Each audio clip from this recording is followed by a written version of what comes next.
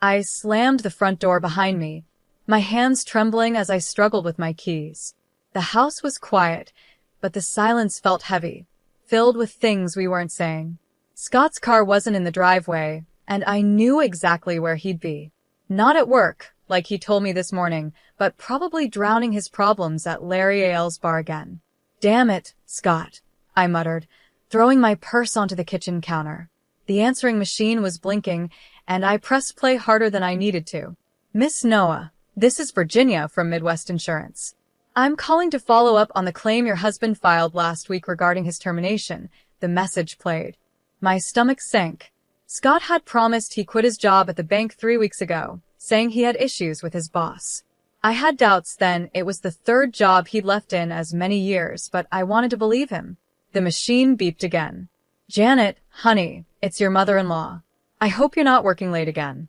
Scott could really use your support right now. Call me back, dear." I deleted Diane's message angrily. Of course, she was on his side. In her eyes, Scott could do no wrong, and any of his problems were somehow my fault. The front door creaked open, and I braced myself.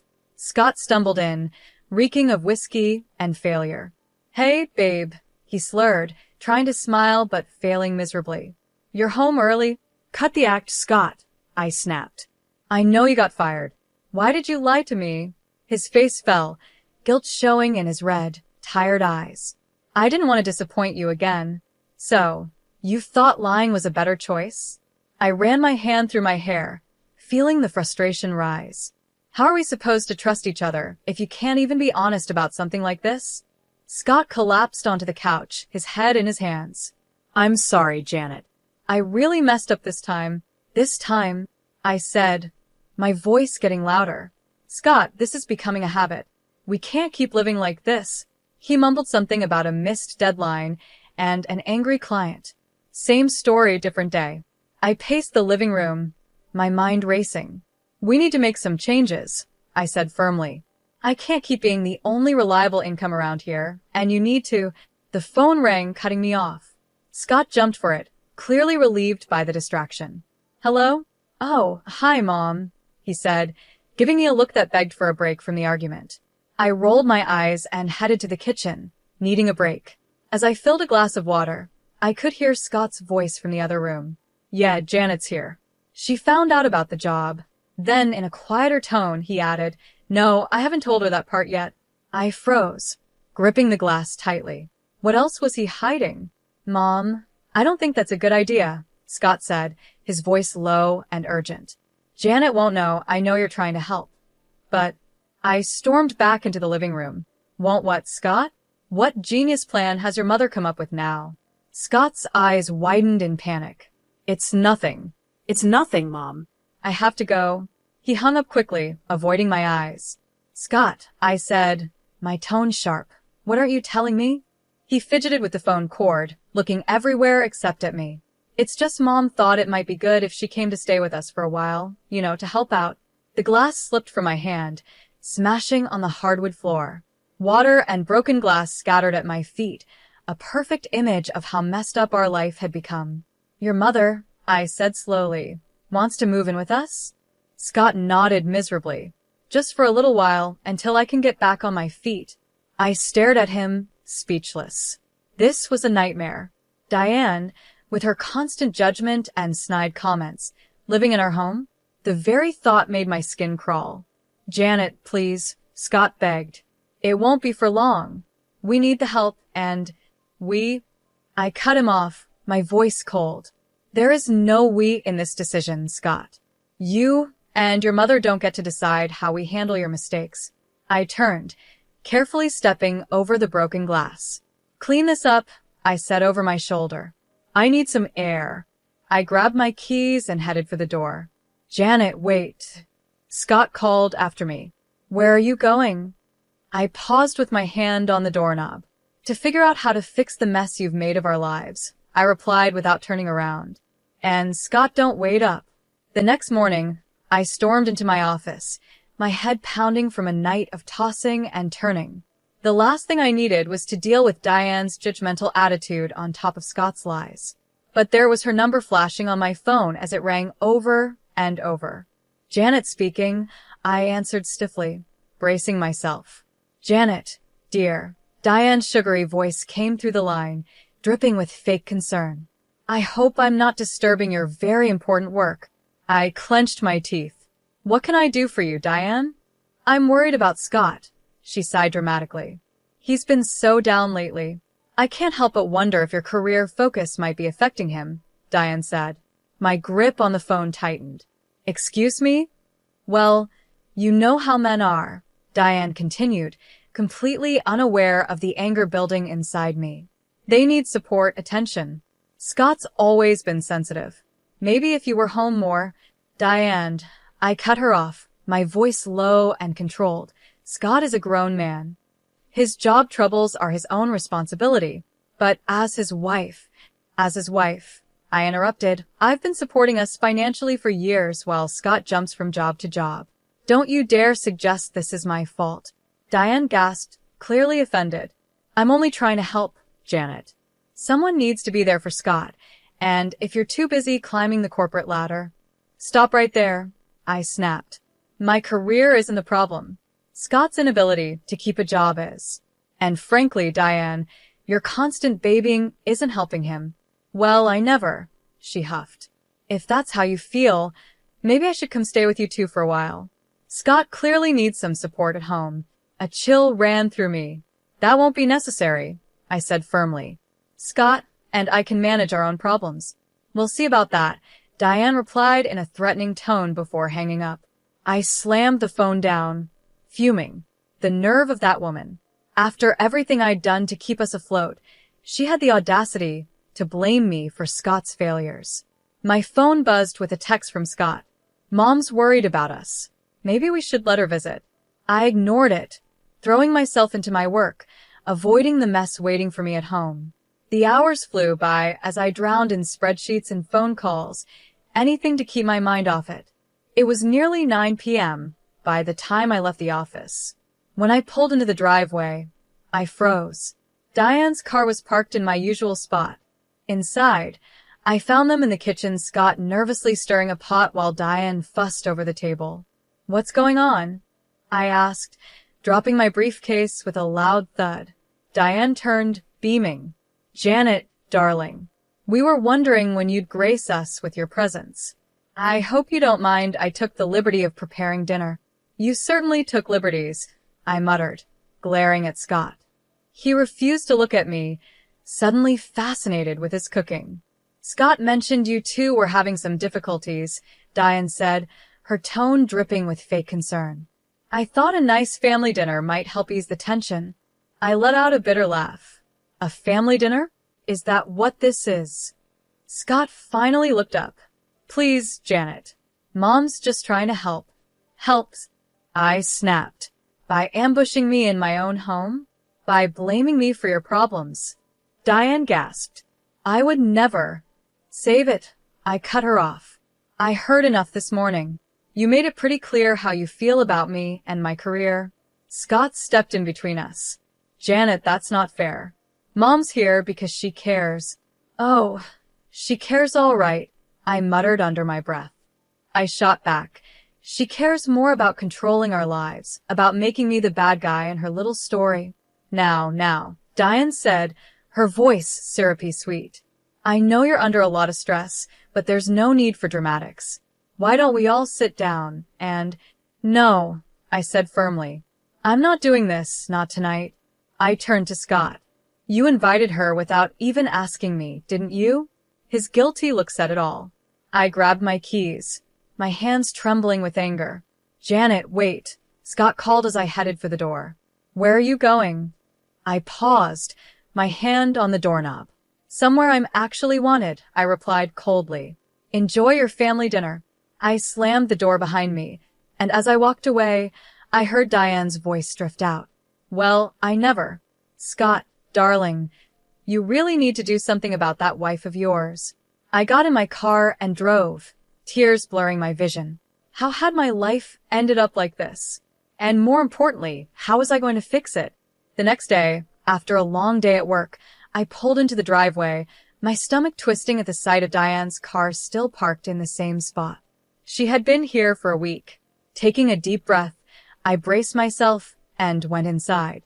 The living room was a mess. Diane's belongings were scattered everywhere, suitcases overflowing with clothes, boxes stacked high, and framed pictures of her and Scott covering every surface. What the hell is going on? I demanded, my voice echoing through the house. Scott walked out of the kitchen, looking embarrassed. Janet, honey, I can explain. Scott invited me to stay for a while. Diane cut in, sweeping into the room with a smug smile. Isn't it wonderful? Now I can help around the house and give you more time to focus on your career. I felt the blood drain from my face. Stay? For how long? Scott shuffled his feet, avoiding my eyes. Well, you see, Mom's having some financial problems. I thought she could live with us until she gets back on her feet. Live with us? I repeated, my voice rising. Scott, we can barely support ourselves. How are we supposed to support your mother too? Diane clicked her tongue. Now, Janet, there's no need to be so dramatic. I'm sure if we tighten our belts, we can make it work. After all, family comes first. I spun around to face her. This isn't your decision, Diane. This is our home, mine and Scott's. Of course, dear, she said, patronizingly.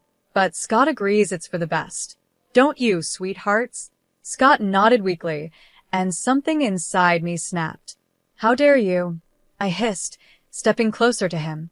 How dare you make this decision without talking to me? This is my house too, Scott. My life. Please, Janet, Scott begged. Mom needs our help. We can't just turn our backs on her, like you turned your back on your responsibilities. I shot back. I fired back. Or how about how you've turned your back on our marriage by lying to me? Diane gasped. Janet, that's no way to talk to your husband. I whirled around to face her. And you come waltzing in here, criticizing my choices, blaming me for Scott's failures, and now you expect me to support you. I'm only trying to help, Diane sniffed. Someone needs to hold this family together. We were doing just fine before you showed up. I snapped. Scott stepped between us. Janet, that's enough.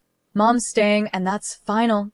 I stared at him, disbelief and betrayal flooding through me. Final? You don't get to make that decision on your own, Scott. Well, someone has to make decisions around here, he shot back. You're never home anyway. His words hit me like a punch to the gut. I stepped back, grabbing my purse. I'm never home because I'm working my butt off to keep us going while you hop from one job to the next. Janet, wait, Scott started, but I was already heading to the door. No, Scott.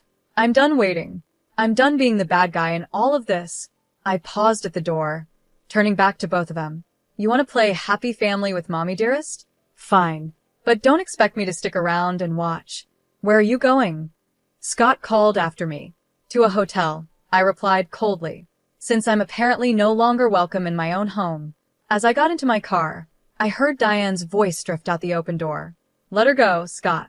She'll come to her senses eventually. Now, why don't you help me unpack? I sped out of the driveway, tears blurring my vision. How had it come to this? My husband choosing his mother over me, my home invaded, my life flipped upside down. As I drove aimlessly through the dark streets, a cold determination settled inside me. If Scott and Diane wanted to play dirty, fine. Two could play at that game. It was time to start planning my next move and my revenge. I had been staying at the Comfort Inn for a week, trying to clear my mind and figure out my plan. The constant buzzing of my phone, with Scott's desperate texts and Diane's passive-aggressive voicemails, only strengthened my resolve. I needed to face this head-on. As I pulled into the driveway, I noticed Scott's car was gone. Perfect. I could grab some clothes without a confrontation. But as I stepped inside the house, I heard Diane's sharp voice coming from the kitchen. I don't care what it takes, Alex. You can't do this to me now. I froze, my hand still on the doorknob. Diane was clearly in the middle of a heated phone call, unaware of my presence. Don't you dare bring up my mistake, she hissed. You're the one who's been embezzling from the company for years. My eyes widened. What was going on? Fine, file for divorce, Diane spat. But don't think, I won't take you for everything you're worth, Alex. I know all your secrets, Diane said before abruptly ending the call. I heard her muffled sobs. For a brief moment, I felt a twinge of sympathy, but it vanished as soon as I heard her voice again. this time leaving a voicemail. Scott, honey, it's Mom. Listen, I need you to talk to Janet about accessing some of your joint savings. It's just a small loan to get me through. I'm sure she'll understand we're family, after all. A surge of anger shot through me. How dare she? I stormed into the kitchen, causing Diane to jump. Janet, she gasped, quickly wiping her eyes. I didn't hear you come in. Clearly, I said coldly. Too busy plotting to take our savings, were you? Diane's face went pale. You heard that? Every word, I said, my voice steady. Including your lovely conversation with Alex. Cheating on him and stealing money. Diane? My what would the neighbors say? You don't understand, Diane pleaded, her earlier confidence crumbling. Alex is trying to ruin me. I need help. I let out a bitter laugh. And your solution is to ruin us instead? To take our money while you've been living comfortably off stolen cash for years. It wasn't like that, Diane protested. Alex handled all the finances. I didn't know. Save it, I snapped.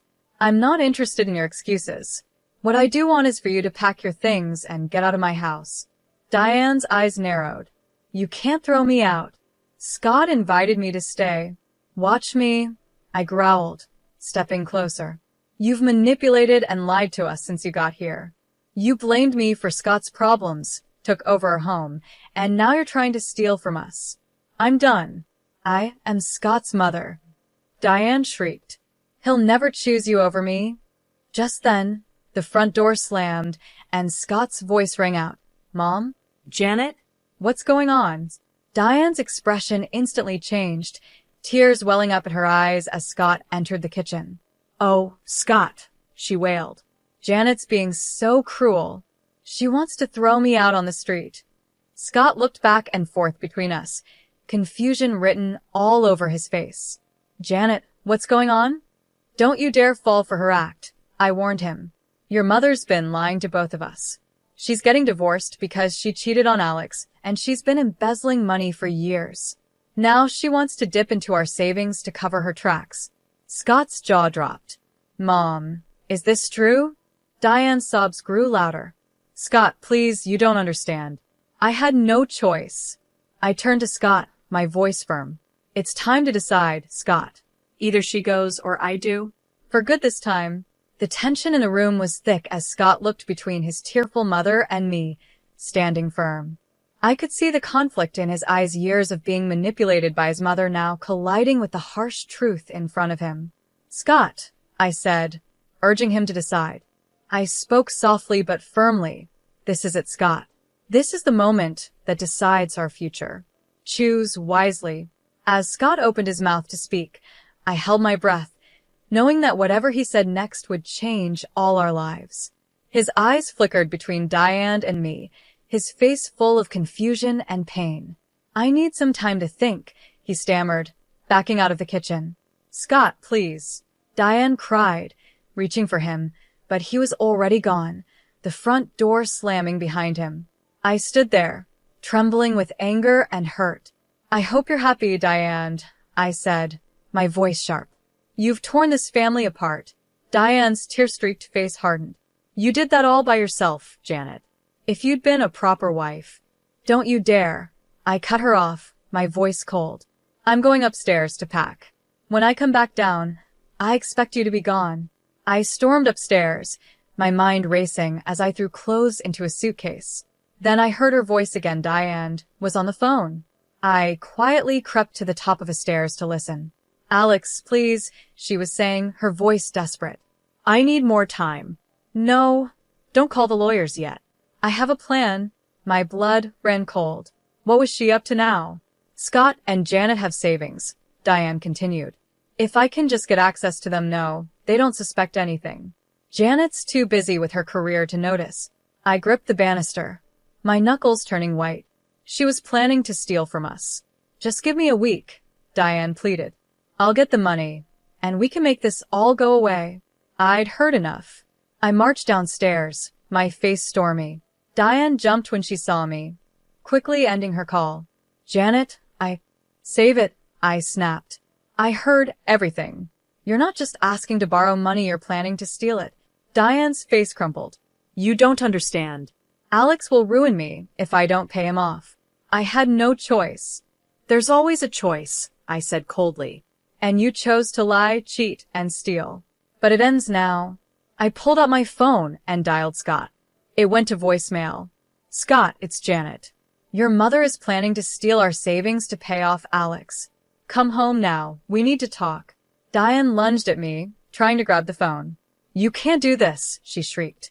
I dodged her, my voice rising. Watch me. It's over, Diane. Your lies, your manipulation. All of it. Just then, the front door opened. Scott walked in, his face pale. I heard everything, he said quietly. The voicemail came through while I was sitting in the car. Diane collapsed onto the couch, sobbing. Scott, sweetheart, please, you don't understand. I understand perfectly, Scott interrupted, his voice firm. You've been lying to us, using us, and now you are going to steal from us. I felt a glimmer of hope. Was Scott finally seeing the truth? But then he turned to me, his eyes cold. And you, Janet, you've been so wrapped up in your job that you didn't even notice what was happening in our own home. My jaw dropped. Are you serious right now? I've been the one supporting us while you can't keep a job. I've been dealing with your mother's constant criticism and manipulation. Scott shook his head. Maybe if you'd been around more, none of this would have happened. I stared at him, disbelief and fury churning inside me. In that moment, I saw my future, one where I would always be blamed, where I would never be enough, where I would sacrifice everything for a man who would always choose his mother over me. You know what? I said, my voice cold and calm. You're right, Scott. I haven't been around enough. So let me fix that right now. I grabbed my suitcase and headed for the door. Janet, wait. Where are you going? Scott called after me. I paused at the door, looking back at the two people who had betrayed me so deeply. I'm leaving, I said firmly. For good this time. You two deserve each other. As I walked out, I heard Diane's smug whisper to Scott. It's for the best, darling. Now, about that savings account. I got into my car, my hands shaking as I gripped the steering wheel. This wasn't just about leaving anymore. It was about protecting myself and everything I had worked for. It was time to call a lawyer and start divorce proceedings. If Scott and Diane wanted to play dirty, I'd show them just how strong I could be. 3 weeks later, I sat in my lawyer Nicole's office, going over the divorce papers for what felt like the 100th time. I was determined to protect myself and my assets. Everything looks good, Janet, Nicole said. We've frozen the joint accounts, and Scott can't touch your personal savings. Are you ready to file? I took a deep breath, my hand hovering over the papers. This was at the point of no return. Just as I was about to sign, my phone buzzed. Diane's number flashed on the screen. Ignore it, Nicole advised, but something made me hesitate. I should at least hear what she has to say, I muttered, answering the call. Janet, Diane's voice was surprisingly small. Please don't hang up. I need to talk to you. I have nothing to say to you, Diane, I replied coldly. Please, she begged. I've made a terrible mistake. I need your help. Against my better judgment, I found myself listening as Diane spilled a story of deceit and desperation. Her voice cracked as she admitted to her affair, to the lies she had told Scott about me, and to her plan to use our money to cover up her husband's embezzlement. I never meant for it to go this far, Diane sobbed. I thought if I could just buy some time, fix things with Alex, but it's all fallen apart. He's filing for divorce, threatening to expose everything.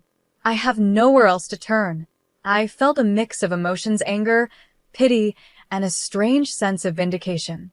Why are you telling me this now, Diane? Because I realize now how wrong I was, she whispered. About everything about you. I need your help, Janet. Not just for me, but for Scott too. My heart clenched at the mention of Scott's name. What about Scott? Her voice trembled. He's a mess, Janet. He finally sees the truth, but he doesn't know how to fix things.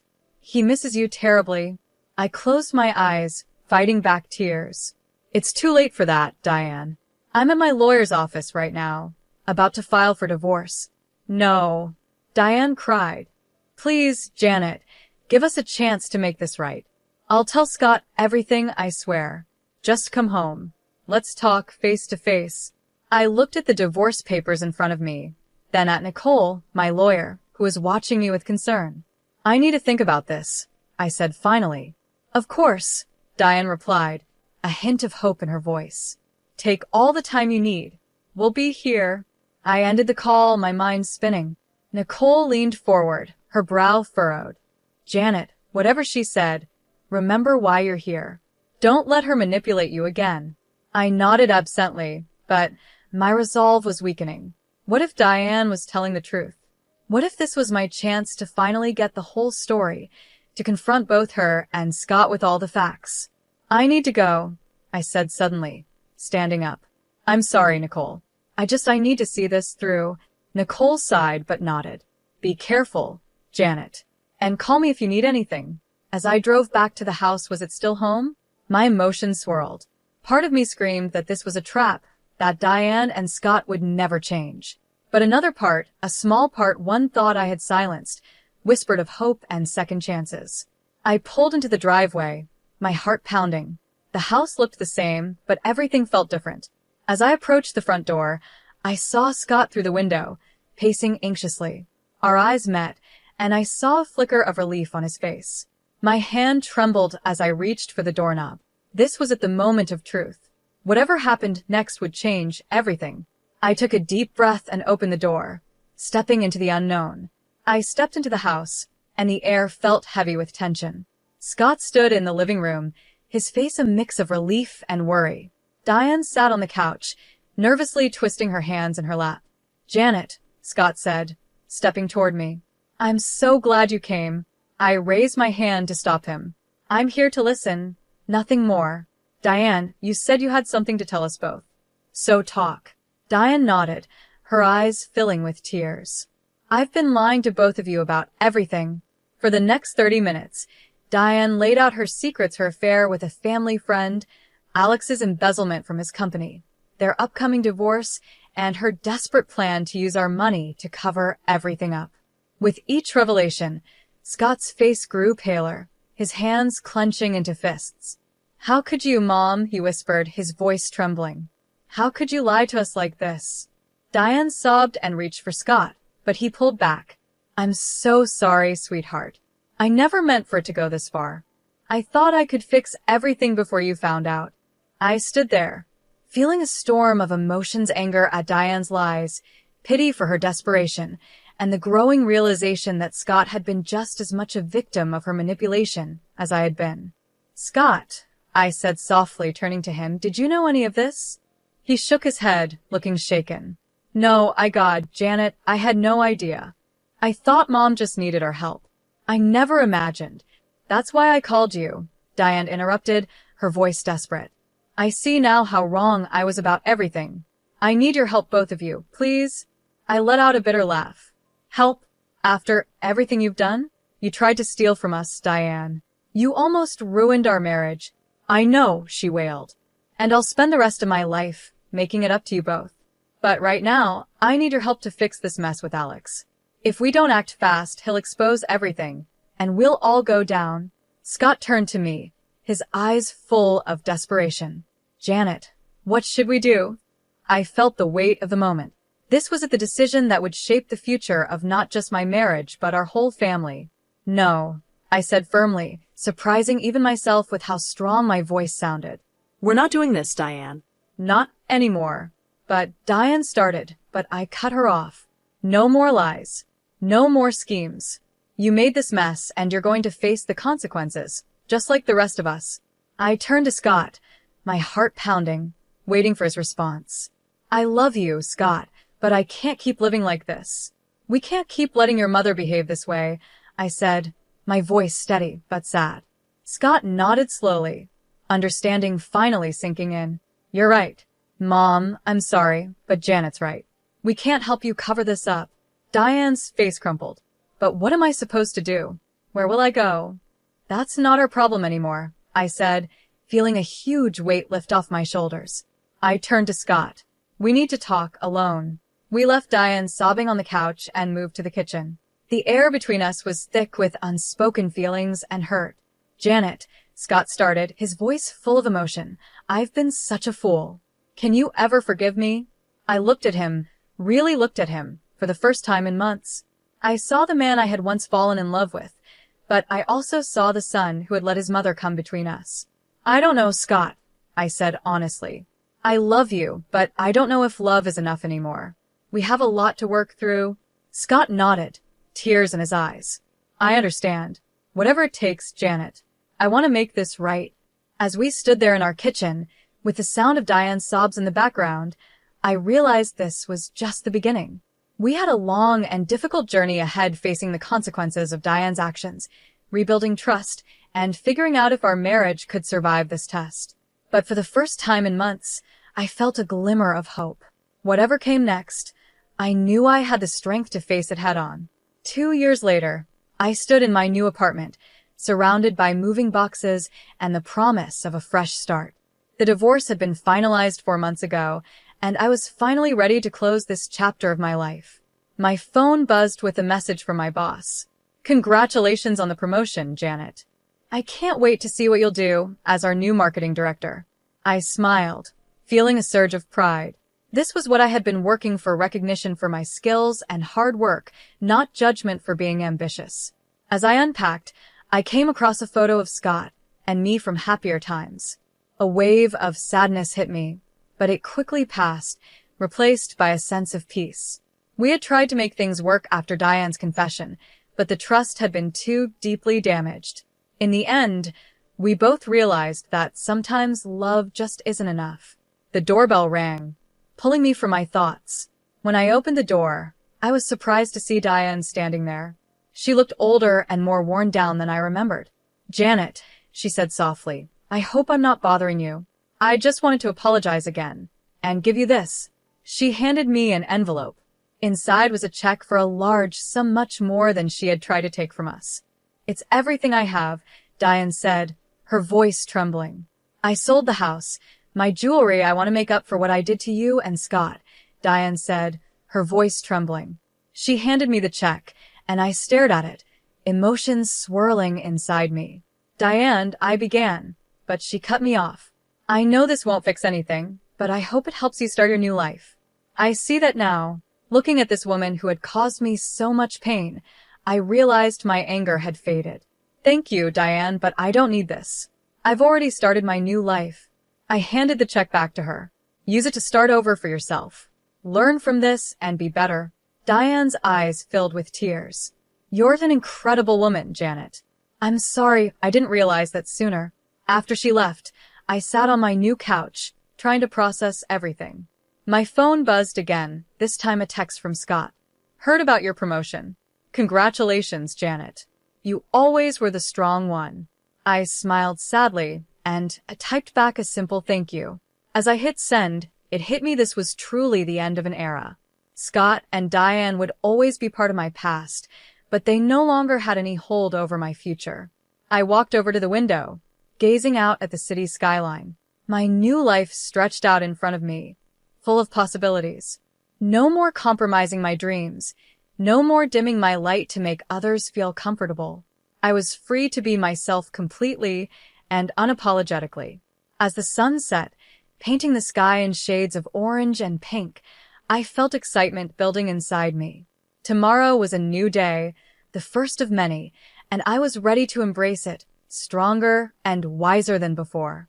I thought about all the women out there facing similar struggles, torn between family obligations and their own ambitions, fighting to be valued and heard. I hoped my story would inspire them to stand up for themselves and demand the love and respect they deserved. At that moment, I made a promise to myself. I would use my new position not just to move my career forward, but to mentor other women, to help them find their voices and pursue their dreams. My journey had been hard, but it had taught me invaluable lessons about resilience, self-worth, and the power of staying true to who you are. As night fell, I raised a glass to my reflection in the window. Here's to new beginnings, I whispered, to strength, to growth, and to never settling for less than you deserve. The future was bright, and for the first time in years, I felt truly, genuinely happy. Whatever challenges came my way, I knew I had the strength to face them. After all, I was Janet, resilient, ambitious, and finally, gloriously free.